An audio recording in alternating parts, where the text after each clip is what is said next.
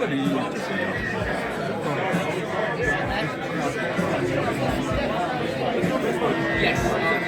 this one. Well.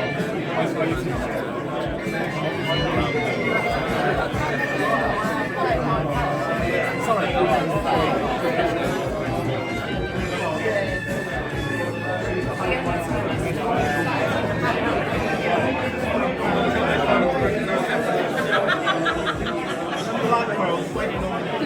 Coming here this afternoon. I mean, the seeds of this project were sown actually about 4 years ago, sometime in 2021. And my memory of that year is a bit hazy, but banana bread and hand sanitizer comes to mind. And I received a mysterious text message from Greg Sporton, who's here today. You know, the bass player, 12-string guitarist, songwriter, part-time publishing mogul. He asked me to fact-check some dates in the Big Train biography, which I was happy to do. And we kept in touch, we chatted occasionally. I invited him to take part in a project I co-produced called Swining at Grief Revisited, which some of you may have, which was a remix of 12th Night songs, and Greg couldn't take part in that project. Unfortunately, he was busy having too many hit albums. What can you do? But I think it was a scheduling conflict. Greg, we'll go with that, won't we? But we chatted every now and again, and about 2.5 years ago, he messaged me and said, I'd like you to pitch for a commission to write what we would call the definitive story of UK prog in the 1980s. And I said yes, immediately, because who wouldn't want to take on a project with the word definitive in it? And no clear idea of the workload. So I spent the next 7 or 8 months interviewing about 85 people, many of whom are here this afternoon, which is fabulous. And I'd seen IQ, 12th Night and Marillion back in 84, 85. It's the first time I've been in a room with Martin Orford since then, which is a bit strange, but Martin will be on stage shortly. And it was kind of like stepping onto a roller coaster while blindfolded, exciting, terrifying, definitely disorienting, and at times a little bit overwhelming. But all my previous books, or most of my previous books, were what we'd call desk research.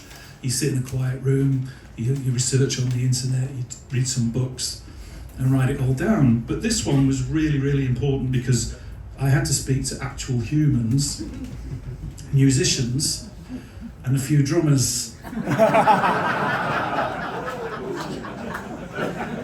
So, there we are, we keep that one. And Greg was my editor, which was great. We worked very closely on the text.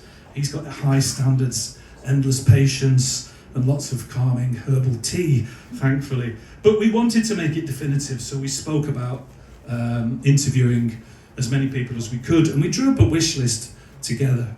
Who would we like to speak to make sure this book is as real as we can? And to speak to 85 people was quite a thing. The first was Alan Reid. He was my first interviewee for this. So hello to Alan, who's up in Glasgow. And the last, about 6 months later, was Mark Kelly, who I did a Zoom call with as well. And what's really, really made me pleased is over those months, the different people and the different bands we were talking about started to get really engaged. So Andy Glass, who's I think in the dressing room, are you here somewhere, Andy? He's there, over there. His memory's not what it was, he'll admit that. But to help out, he created a chat group on Facebook with all of the former members of Solstice. So if I needed to ask a question, I'd go onto this chat group and we would talk about things that everybody collectively remembered, not just the band, but some of the crew as well, which was really, really helpful. And to speak to Ian Mosley on the phone one morning, wow, from a fan, that was amazing. I did Zoom chats with Mick Pointer, with Euan Lowson, who's here somewhere at the back. And those guys were very, very candid with their memories. I'm very, very grateful to them. There was only one person who refused to talk to me. Do you want to guess who it was? No idea. No idea. However, We got lots of archive interviews as well. And the irony is that our friend Derek the Crofter spent 45 minutes. He spent 45 minutes on the phone to Nick Shilton explaining why he couldn't take part. So whatever, exactly. Well, that's Prog for you. About halfway through the research process, we actually in a conversation with Francis Dunnery. He said, we were saying this is going to turn into a monster book, because the plan originally was to write one.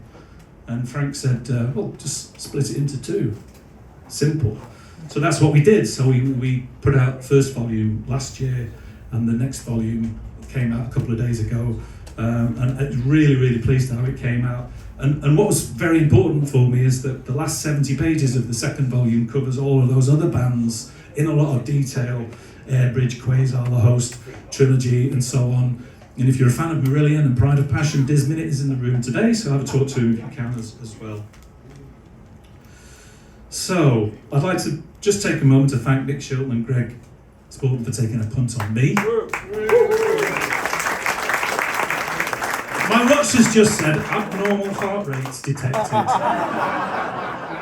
That's quite worrying, isn't it? Next year we'll publish another book for Kingmaker, my third. It's nothing to do with Prog in the 90s. It's another subject altogether. So not a sequel, but keep looking at that. And finally, I'd like to thank Jerry Ewing. He's here. Here's Jerry.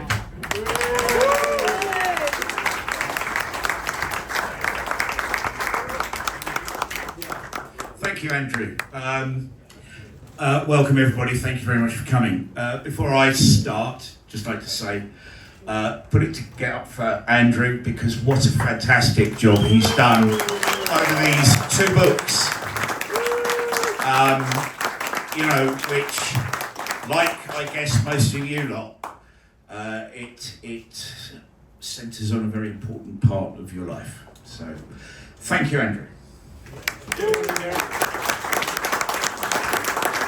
So here we are once more. Sorry, couldn't resist.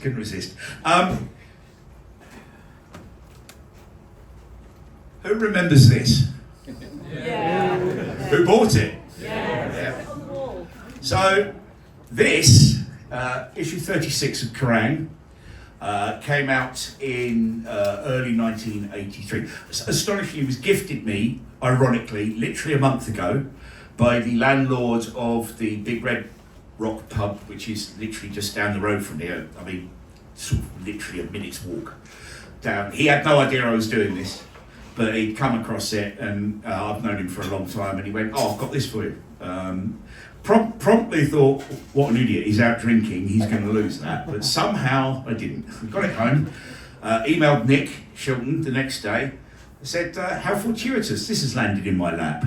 Because this is, for me, and possibly for quite a few of you, where what we were seeing happening and what we were listening to and what we were going to see live coalesced into a scene of some kind that Andrew has now written about. In my the intro, I think, to the first book, I sort of explain how I ended up here. So there are a lot of people in this room, and it's all their fault. I came over from Australia in the early 80s, and I didn't really know what prog was. The closest I think we had was Skyhooks, who were kind of sort of theatrical, sort of glam rock band. I was aware, I think there was a band called Yes, but I'd never really heard them. Came to the UK, hated the weather, still hate the weather. But there was something happening musically that was interesting. At that point, it was a new wave of British heavy metal. Now, if you're an Aussie kid from the 70s, if it's got a guitar in it, it's cool. If it doesn't, there's something wrong with it. So obviously that was all appealing. But back in the early 80s, things were less fragmented than they are now. I'm sure you all remember. And you got into new stuff, but you also had no problem sort of looking at what we would now call the heritage. So on the one hand, the new Iron Maiden Saxon or Tigers of Pantang single was great, but you're also getting into Black Sabbath and Motorhead and Led Zeppelin and Priest and then I remember, was it 82, so a year really before Wheels start, a band called Asia formed. And obviously being too young to be any kind of purist or gatekeeper about that kind of thing, to me, wow, that's great. I appreciate that some older people might not have been too enthused once they heard the music that they created, but for me it was something special. And me and a mate from school, we got tickets to see them at Wembley Arena. And we had second row tickets, and it was astonishing. But the day we went up, I went round to my mate Roger's house in Ruislip. I lived out in Chorleywood. I gather the Metropolitan line, by the way, is down. And I'm very glad it wasn't down back in 1982. Before we went, we were round at my mate Roger's house, and his older brother had bought this 12-inch single called Market Square Heroes. And we were intrigued by the artwork, and we listened to the first side, which was Market Square Heroes and Three Boats Down from the Candy. And they were punchy and up-tempo and rocky enough that it was like, hang on, this is quite interesting, I quite dig this. Flipped it over, and there was a 17-minute song, I think. I had no idea bands wrote 17-minute songs back then. No idea. And it absolutely blew my mind listening to Grendel. And I was like, wow, you know, this juxtaposition from this stuff on one side to this stuff on the other, this is fantastic. I've got to get into this band. And they were playing some gigs at the Marquee in December, the famed Christmas shows of '82. And I'm sure, who was there?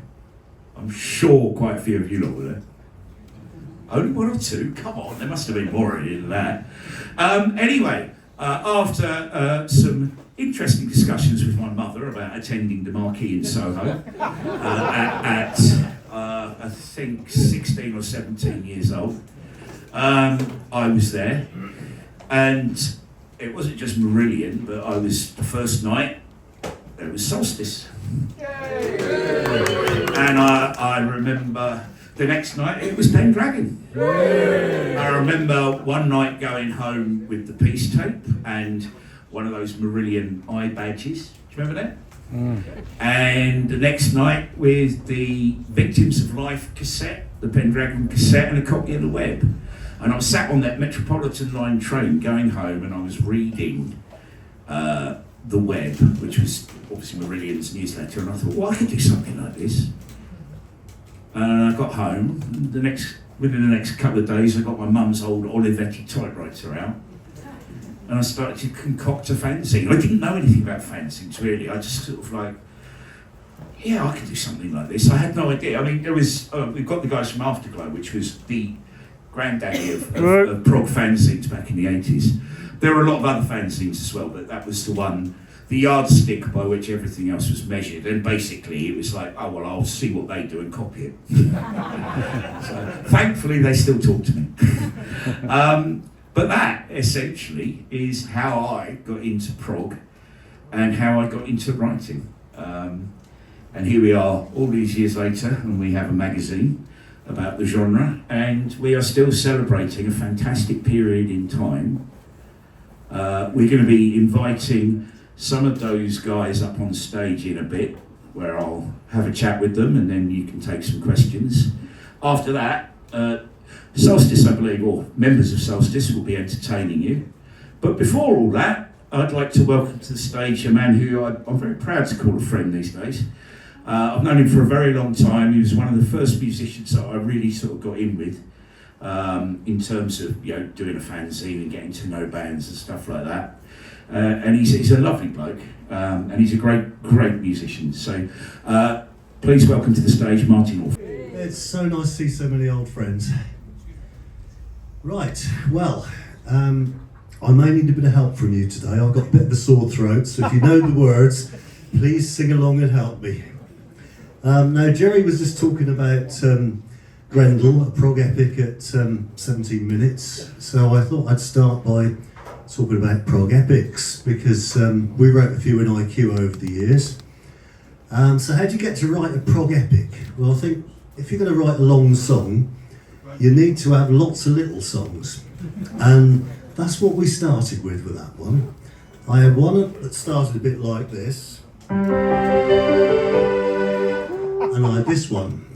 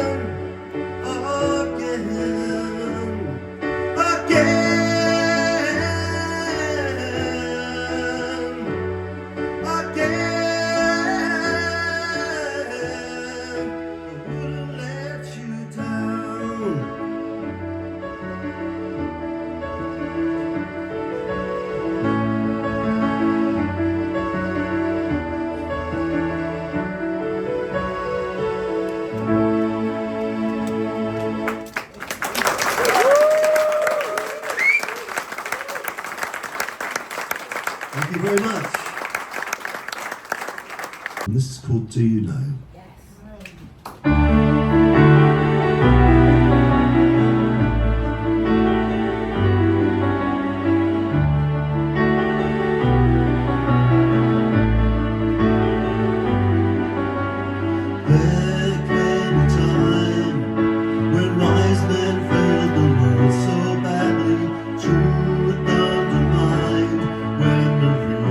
Had all gone, hard to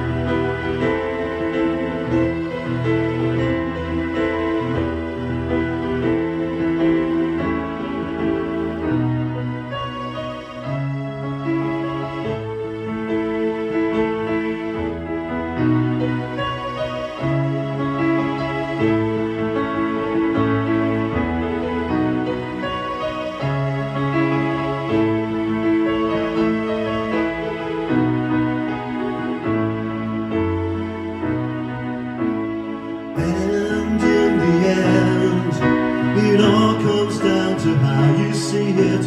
Run with the pack, or you swim against the tide. Out in the cold, a single voice cuts through the darkness. Who's right or wrong? Let the history books decide. And do you know, your standards climb and nothing ever changes. And do you know, you share the blame when all the world falls down. And do you know, you stand your ground, it rolls down through the ages. Oh, oh, oh, oh.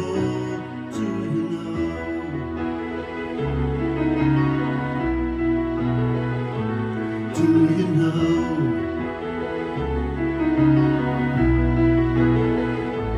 Do you know? Do you know?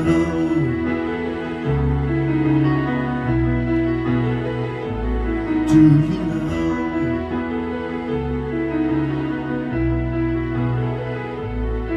Do you know?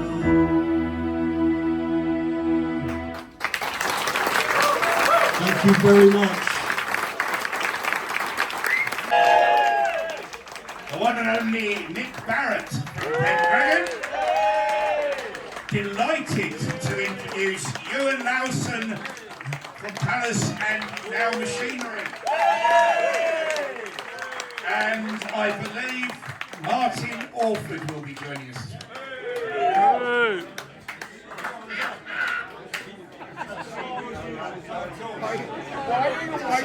I'd like to thank whoever sorted out the on-stage refreshments. Water, for me, really. Thank you. And who the fuck put suppers ready on before? Really? Really? So, again, thank you all for coming, and what a delight, I have to say personally, to share the stage with 5 men whose musical pasts make up such an enormous part of my musical life, and yours as well, which of course is why we're all here. Thank you very much for coming, guys. Right, you've all got mics. Hello. I don't think we want to see each other. I want to see you, man. You're the only one I can see. That is so sweet of you. I'm trying to say, let's get in a little semicircle. I feel like I'm like the lead singer in a great doo-wop. Okay, then. Okay, Right, look.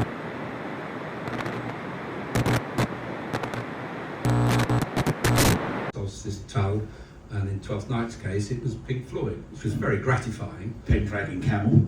Pendragon Camel, sure. which, you know... IQ, come on Martin, who's IQ? Oh, that's a very good question. That's for you to answer. You're just the only original band. Or the least memorable. I mean, that kind of comparison. Possibility that this actually had legs. I mean, that all of a sudden, the incredible thing was is that, you know, we could barely get a gig 3 miles down the road. We were getting, yeah, there's gigs in Scotland. No, Heatheryborough and Wishaw. Yeah, we'll have you. What? All right.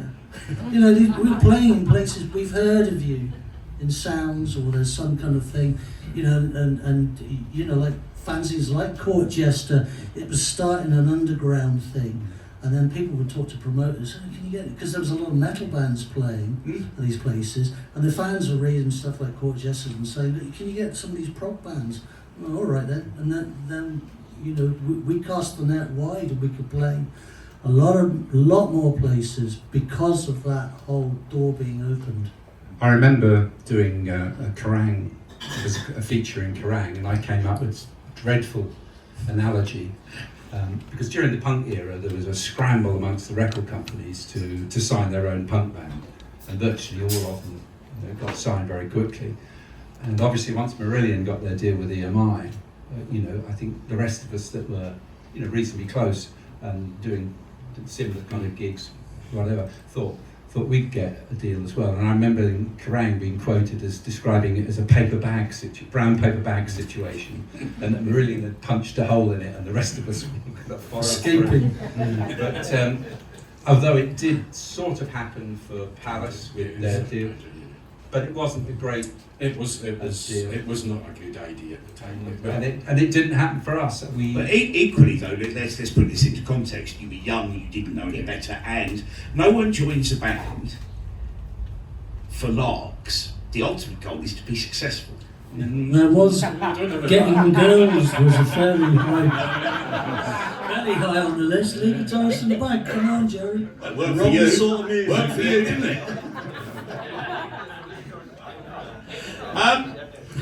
Right, so the marquee was the hallowed turf, really, for many. So two things that really stick in my mind.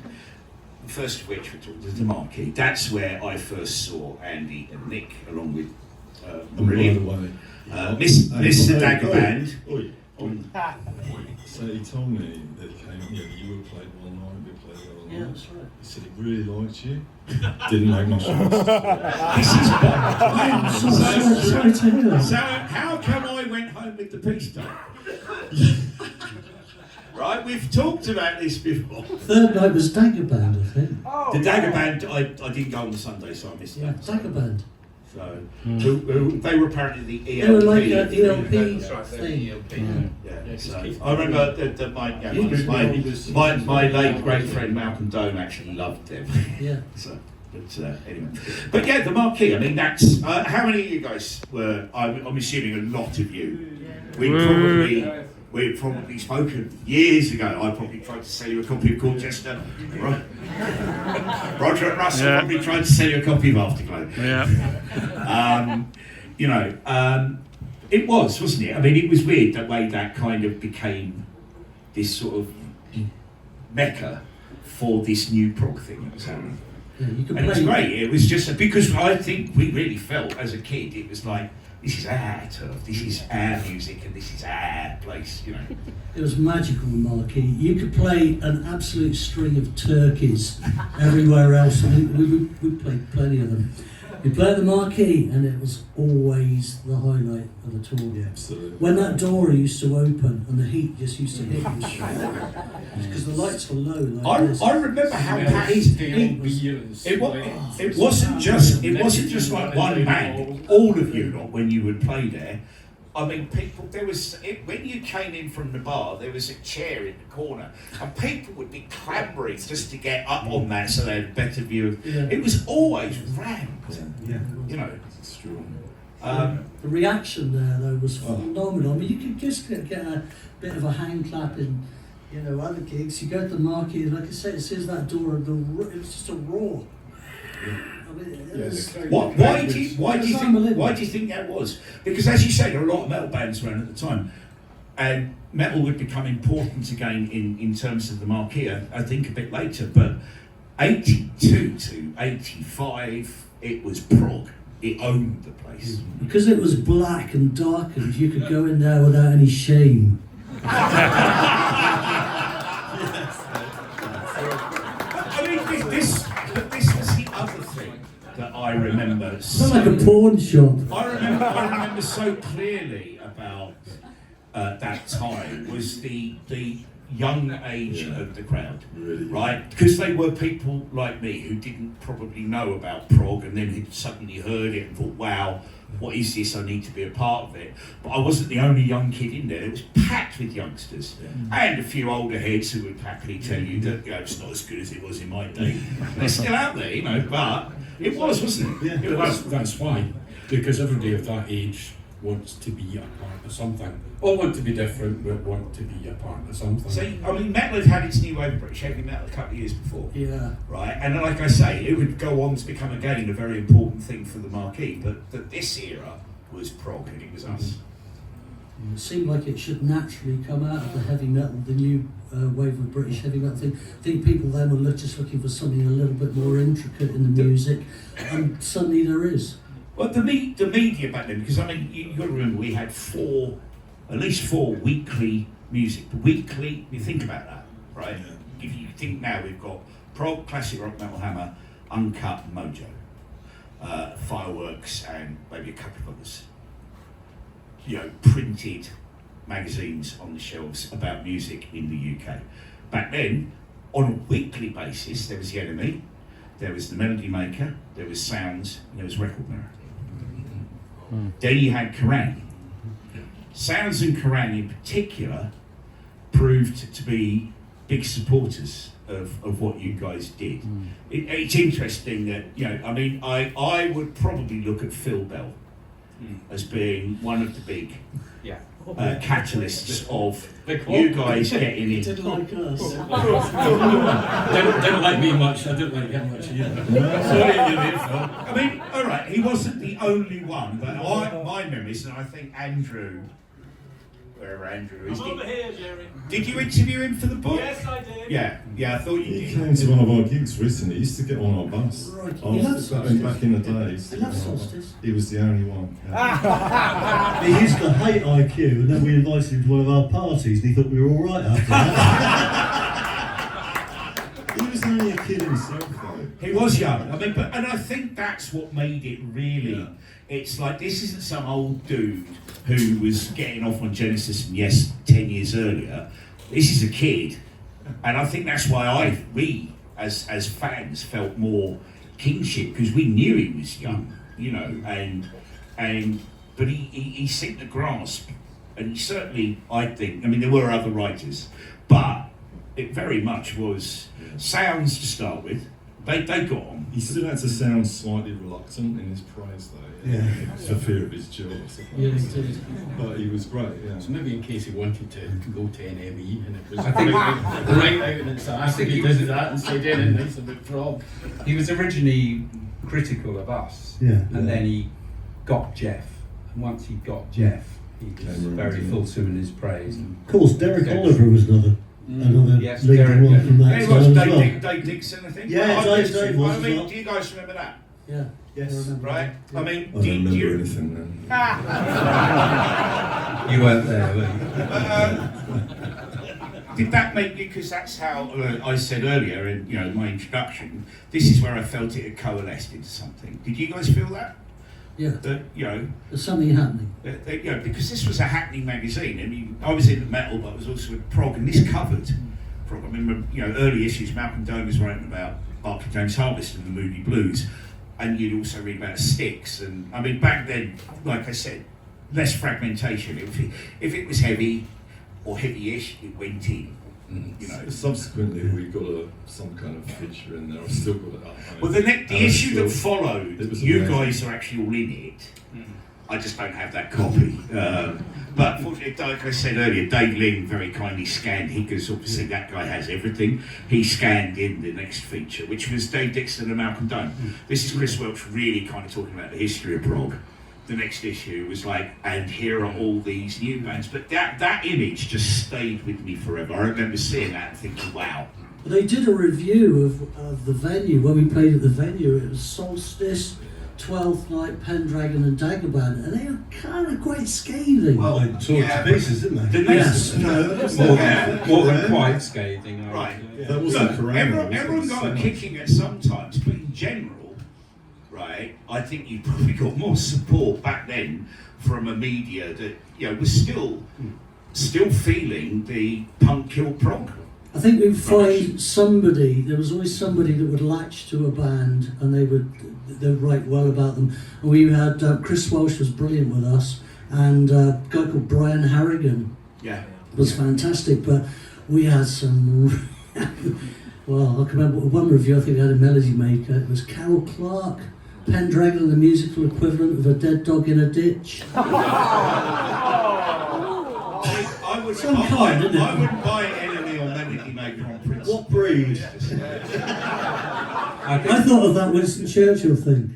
Some dog, some ditch. my favourite put down we ever got was Malcolm Doane. I know what you're going to say. No. This was NME. I think it was David Quantick, and he criticised our songs for being so long that his cardigan had gone in and out of fashion 3 times. No, thought that was a quality. That is good. I thought you were going to pick up on Malcolm's poor judgment of Jeff, for which I pilloried the man until he sadly passed. And he apologised. I know, where he said he heard mime artists with better voices. That's right. Well, like I say, I gave Malcolm grief for that until he died. We just want a point of order, though. Nick, I think it would be prudent to pick this up. Pendragon have confirmed dates at the Marquee London, February 26th, supported by IQ. And you told me Pete Nichols reckoned that hadn't happened. No. There it is in black and white. And Mike Holmes went, no. I said, oh, yeah. No, we definitely did. Yeah, Without a shadow of a doubt. Mike Holmes said no, it's Solstice. I said, no, it's definitely IQ. No, I remember it. no, we supported Pendragon. We supported you guys. We supported Solstice once. Yeah. And we supported Pallas once as well. I can remember. I think we supported Twelfth Night once as well. Once or twice. I think so. I met our good friend Definitely true. Stephanie Bradley, who works with Marillion now, who's quoted heavily in both volumes of the book, and you know, she's been a lifelong friend of mine now. I met her at an IQ. You were supporting someone at the Marquee, so. I mean, that was one of the great things about it, actually, the support thing, you know, the way we offered supports to numerous bands, actually. I remember bands like Twice Bitten, anyone remember that? Yeah. Well, I mean, you know, many others. And Marillion, you know, obviously gave us a lot of support, and all of us. I mean, as Andrew says, Not Twelfth Night. Not Marillion. As Andrew says, okay. as Andrew says in the book, though, I mean, you know, the new book, there is a significant element that looks at the likes of Liaison Trilogy. I know we've got Mark from Trilogy in as well. I think Fudge, who was also in Pendragon, and La Host is also in the room. You know, Airbridge, they were another one, weren't they? That, you know, sort of came through, and it was still kind of a buzzing scene. Before we move on to the record labels, Reading 1983. No, I'm sorry, Martin. It was my very first Reading festival. It was the right one to go to. I think Auto da Fe, then you, Yeah. then you, Yeah, I think so. then. When did you guys? No idea. Were you? But we did play. 12th Night and Marillion have both done 82, but you played on the No, we opened it in 1981. 81, and Marillion had played in 82. Correct. You played in 83 as well. We did. On the Sunday. On the Sunday. Yeah. So that was just like. And we never got canned off. Who else? Was anyone else at Reading? Yeah, we were proud of that as well, actually. that we didn't get I mean, canned it off. was a lovely. The weather was great, wasn't it? Yeah. The weather was great. The music was great. Yeah. Sabbath with Ian. I mean, that Thin Lizzy show. That was something else. Magnum reigniting their career, but you know, for me, it was all about seeing. It was you guys. terrifying. It was Absolutely terrifying. I think there were 30,000 people there. And I went there in 1976 to see Camel and Rory Gallagher. And there was a band early in the day called the Sadista Sisters. And they got absolutely pelted. I didn't even know this was a thing. You know, I just sort of... Well, sadly, the same fate befell Steel Pulse. Yes, I it did. I'm actually a big Steel Pulse fan. Hanway Rocks. Hanway Rocks Yeah. as well. I walked out Never of seen that, anything like it. actually. Yeah. I just couldn't believe that. It was Yeah, I stopped throwing things after To be that. honest, I mean, as much as I'm a fan of Steel Pulse, I also, now knowing what I know about the business, would question a promoter's judgment for sticking a reggae Yeah, band it was weird. right up in the middle of Sure. in prog and heavy rock bill. But Sure. you know, Yeah. yeah, I agree that I wasn't happy. I mean, they had all sorts thrown at them. They said, look, we're just going to go off stage and we'll come back and try again. And they went, and virtually the moment, I mean, the thing is, I was waiting to see them because I was a big fan. I really wanted to see them. And when they started up, they just sounded amazing, just brilliant. And within minutes, this had started. So they went off, took a break, came back on again, started playing, sounded incredible. And within minutes, they were just canned off again. They're They not were really a being running hit band, with were balls. they? They were wrong band. They wrong were band. wrong Yeah, exactly. Yeah, I mean, but, exactly. you know, Great come on. band, but wrong band for that that's day. what people, yeah, but you've had a skinful and a few spliffs, that's what people do at festivals. Yeah, well, a few spliffs, you should get into steel pipes. But- Well, you should have got him and told him. Right. So, anyway, back to Reading 83. Andy goes, remember, Nick was terrified. Euan, were you still terrified and hiding behind the, or were you? Yeah, well, we thought we weren't going to get on because we'd been in earlier that day to sign the official kind of almost contract at Manchester Square, and with the crowds in the train going, we were held up a train, another train. We thought, Christ, we're not going to get in. And we got there to backstage area to security, and they said, no, you're too late, you're not getting in. Oh, yeah. So, yeah, we're a wee bit nervous. Again, no, I mean, my memories are I just loved all the sets. I was just delighted. You know, you guys, obviously, you played on the Sunday. You were sort of slightly removed, but of course, you were local heroes. Yeah, I mean, we were a local band. We'd recorded our Live at the Target album was recorded in Reading, and we played the festival in 1981. We opened it, and funnily enough, the band that came immediately after us were called Long Tall Shorty. They got canned off after about a minute. And this was after we played, and we'd done a couple of instrumental numbers wearing our all white gear, because that was my idea at the time, wear white and we sing. I remember that. And then Jeff came on stage wearing an army uniform and started haranguing the crowd about, you dirty oiks, you should all be in the army. I mean, and he got away with it, and we got away with it. But as I say, the band afterwards didn't. But yeah, by 83, I don't know how many gigs we'd done, but we were quite a well-oiled machine, shall we say. All of the bands, though, because like I said, you know, we're looking at sort of like an 83 onwards kind of time period. You guys have paid your dues, you knew what you were doing on stage.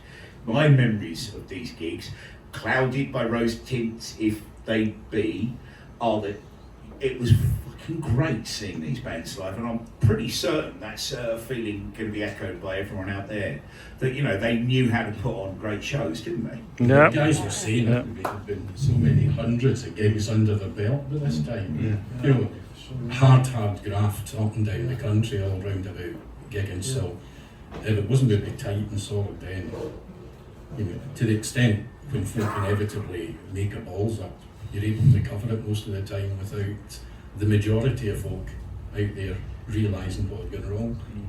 Yeah, Pallas were, I mean, we were, because we did that tour together, we saw you play, and we were just in awe of the quality of the playing in the band, the tightness of the band. It was actually another level, including Marin, you know, as musicians, what you were doing was... I've been on spliffs, Andy. No, don't you agree, mate? Do you never know, saw him, did you? No, I didn't. Well, we supported It was Pallas two a few stones. times. Yeah. No, I mean, it was exceptional, though, the quality of what you were doing. You know, I'm not just blowing smoke, it was extraordinary. And we were a bit intimidated by that, which is why we kept taking the piss out of you. I thought it was just because we're a show of uptight Aberdonians. Yeah, was that as well. Within a year of that Reading Festival, I remember I lived out in Hertfordshire. I was going to gigs at the Verum Arms in Watford with Steve and Wilson. Yeah. We didn't know each other at the time, Steve as he was known back then, but we didn't know each other. But we were at, I remember seeing IQ, I remember seeing Pendragon, I remember seeing 12th Night in that place. But it kind of shows you the reach that suddenly you guys could get gigs. Yeah, we played the Queensway Hall in Dyson. Yeah. Did you do that, guys? We played that with John. We played that with John Otway. It was a bit Can you hear my body talk? I think what people don't realise of those gigs there, Jerry, is that while the bands of this movement didn't copy each other musically, what we did copy was basically the list of gigs. So if we saw, so-and-so, they played the Heathery Bar in Wishaw, we better try and get a gig there. However appalling it would be when you get there. And, We are talking about an era, though, when you'd expect a band like Motorhead to do a 40-day tour of the UK. Yeah. Tour of the UK these days is 3 days normally. I mean, it shows you how everything has changed drastically in more recent years. I would say that success is something very materialistic, and that we probably haven't seen it very much. But just once in my life, I did a tour with John Wetton in the States, and John was still quite a big star in the States at those days. And I remember we drew up, we had a stretch limo each, and we drew up at the LA Park Hotel, and I was shown up to whatever floor it was, and the porter said, "Mr. Orford, welcome to your suite." And I said, "Suite?" Anyway, it only happened once, but at least I had a suite once in my life, and a stretch limo, but... I mean, and Andy, Solstice, we've already talked about the renaissance the band have gone through, and you know, I mean, you're just the buzz band of the moment. Well, I'm buzzing, that's for sure. Yeah, no, I don't mean it like that. No, I don't. No, I'm straight edge and have been for a long time. It's the rest of the band that...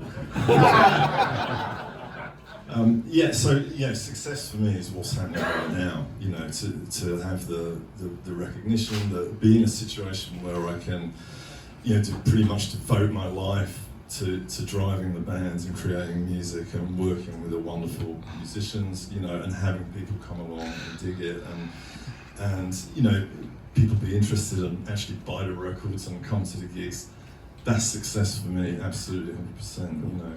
So thank you, everyone that does that, because it's an extraordinary thing to be happening to me at this point. You know, I think we all know that none of us started doing this because we thought we were going to make money, and we realised early on we never would. Am I right? No. Apart from Martin. But then he has been in a stretch limo. I like the limo and the He suite. knows what success tastes like. And that's ruined you, isn't it, mate? Yeah. So, Mr. Barrett, where do you stand on this? Well, success, I think, is if you have a dream and you can make your dream, not someone else's dream, you can. It is a game of two halves. You have to be able to make some money out of it, and you have to be creative. When you start out, there is that road which pulls you in the pop star direction, but you realise after a while that you're actually forsaking your craft. But you need that, because you need to be popular, you need people to buy your records. That's the long, cold story with it. You need that to happen, so it's a bit of a tightrope walk. Once you've established something, which we did with our own record label, and then those records start to sell, you get to a point where I've got to where I can be creative with it. I've always said we wouldn't bring out an album if I didn't love it. It had to be that. So the craft was always king. But it's got to be tempered with this ability to support yourself. And I bought my house through my record sales. That's what happened. And that's my dream. And my dream is still now making music and playing. And I don't envy anyone else's life. You know, anyone else who's more famous or in a bigger band has got more trouble. You know, look at Robbie Williams. You know, it's a hard life. Well, it's rich, but you know, it's not creative. No. Being creative and being able to make the music you want in your way is your dream. That's the thing. Now, Euan, you probably have a slightly different take on this because we didn't see you for a while, but we're absolutely delighted that you've returned to Kind of pushed out the room rather than left him on the floor. But you didn't cut and run then. Oops. well, if you listen carefully to the shock treatment, you maybe see some prophetic lyrics in there if it was about to happen. But you, I mean, you're back doing it because you love it. Yeah, well, I had my success. I'd stopped happy with a really good family, and then somebody got back in touch and said, "Do you miss it a bit?" I said, "Yeah, I've been thinking about it a wee bit, so we'll give it a whack for the fun again, and hope no other bugger gets involved in it this time." And finally, Brian, the arch businessman. Well, I think success is measured by the fact that we are here. Yes. The fact that you're here, the fact that you still come to the gigs, you still buy the albums, I mean, that is success from our point of view. The fact that what we're doing has reached you, has touched you in lots of cases. I mean, I'm sure all the other guys, we get emails from people that, you know, are quite poignant and very touching sometimes, and people say how much the music has meant to them. And that, I think, is the measure of success. Right. So, I consider myself very fortunate to be where I am, and it is thanks in no small part to these guys. Phone calls on a Sunday afternoon to Martin or to Nick or to Brian, catching up on what was going on, you know, putting it into the pages of a fanzine, and being lucky enough to end up launching a mag that, you know, that hopefully does the genre proud. But yeah, my take on success is that these guys are a success, that Andy's books are a success because it's something we all love. They're still here doing it. That is what it's all about, I think. It's not about fame, it's about what you do creatively. So I'd like to thank every single one of you. Personally, I'd also like to thank you all for taking part today. I'd like to thank Nick from Kingmaker and Andy for writing such a great book. And thank you all very much for coming. We're going to have another little mingle, and then Andy and some of his Solstice pals are going to play some music. But for now, Martin Orford, Andy Glass, Nick Barrett, Euan Lowson, Brian Devoil, thank you very much.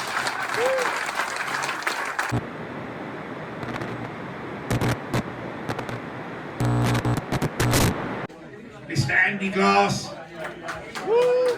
5 members of the Solstice Entourage. Enjoy.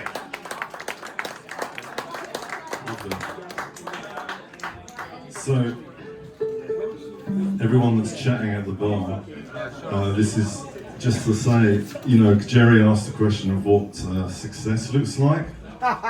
This is it. Getting to play with people like this, musicians and singers like this, all incredible in their own right, and the fact they want to come and sing and play the music of Solstice is a dream come true for me. It really is. It's amazing playing with these people. So thanks for coming out today, guys. On the far end, that's Jenny Newman playing some fiddle.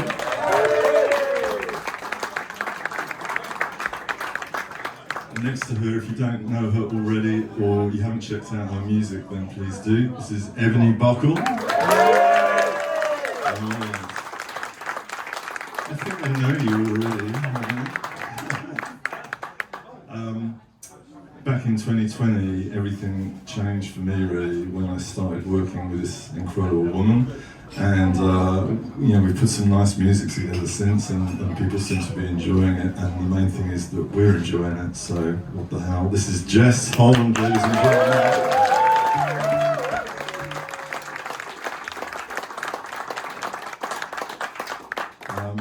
And you know, you haven't been with us very long, only a couple of years.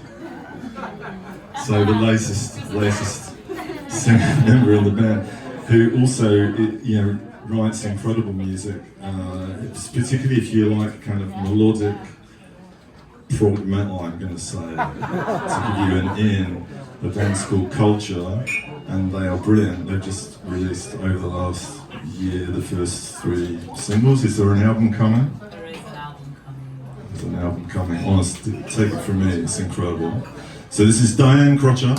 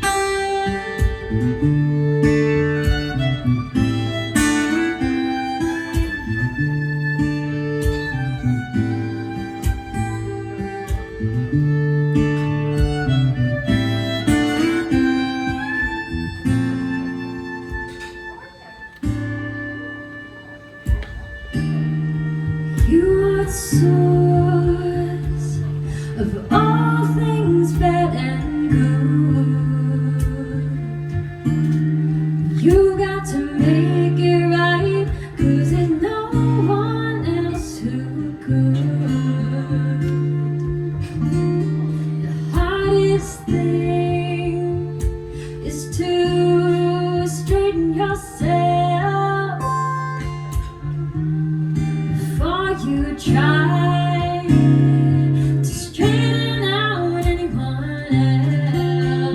You've got to find yourself before you look for anyone else. You've got to find yourself before you really know anyone else.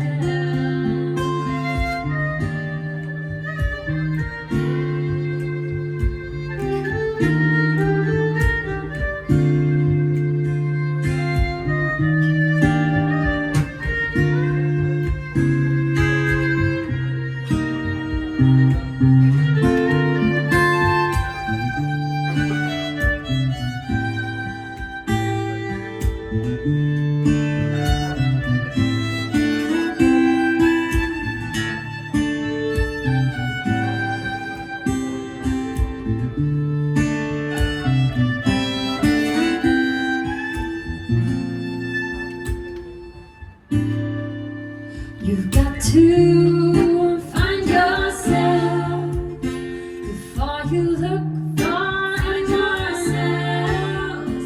You've got to find yourself before you really know anyone else.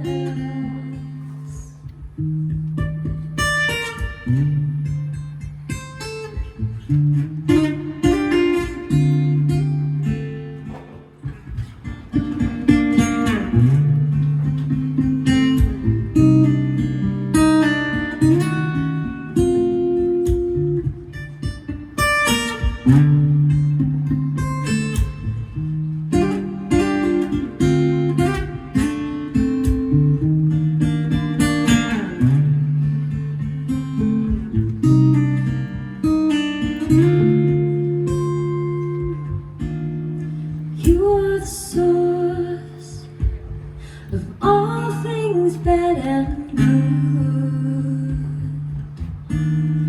You've got to make it right. There's no one else who could. Last thing to fight for another, no ever great their needs. The best way to help your brothers to make sure you can see. You've got to find yourself before you look for anyone else. You've got to find yourself before you really know anyone else. You've got to find yourself before you look for anyone else. You've got to find yourself before you really know anyone, really know anyone, really know anyone else.